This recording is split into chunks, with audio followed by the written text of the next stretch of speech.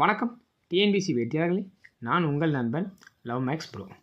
TNPSC எக்ஸாமில் சென்ற வருடம் 2024 ரீசனிங் டாபிக் கேட்ட ஒரு செம இன்ட்ரெஸ்டிங்கான கொஷினை தான் நாம் இந்த வீடியோவில் பார்க்க போகிறோம். ஸோ இந்த கொஷின் நிறைய பேருக்கு பார்த்தினாக்கா ஒரு விதமான மென்டல் ப்ரெஷராகவே இருந்துச்சு இந்த கொஷின். ஸோ அப்படி என்ன தான் இந்த கொஷினில் இருக்குதுன்னு சொல்லிட்டு வாங்க பார்க்கலாம்.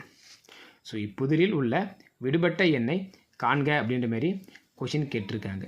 ஸோ என்ன கொடுத்துருக்காங்கனாக்கா 3யும் 7 ஆட் பண்ணால் 17, 5யும் 8 ஆட் பண்ணால் 37, 6ம் 7 ஆட் பண்ணால் என்ன வரும்னு கேட்டிருக்காங்க. ஸோ கொஸ்டின் உங்களுக்கு புரிஞ்சிருக்குன்னு நினைக்கிறேன். அது எப்படி 3யும் 7 ஆட் பண்ணால் 17 வரும், 5யும் 8 ஆட் பண்ணால் 37 வரும். அப்போது இந்த நம்பர்ஸில் ஏதோ என்ன பண்ணியிருக்காங்கன்னா சம் வேல்யூஸை மல்டிபிள் பண்ணியோ இல்லை ஸ்கொயர் பண்ணியோ ஏதோ பண்ணியிருக்காங்க. ஸோ அப்போது இதை எப்படி போட்டிருக்காங்க பாருங்களா.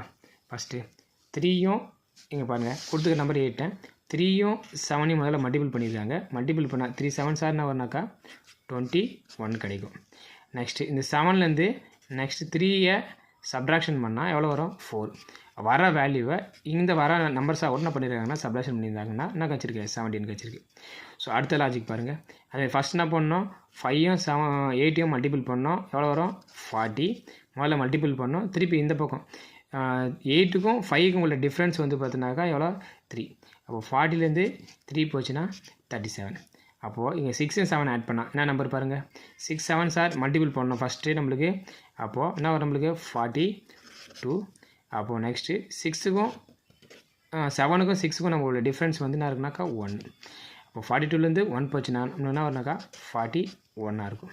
அப்போ இதற்கான சரியான விடை என்ன வந்திருக்குனாக்கா ஆப்ஷன் டியாக தான் இருந்திருக்கும். ஸோ இதுபோல் தான் ரீசனிங் சம்ஸில் கேட்பாங்க.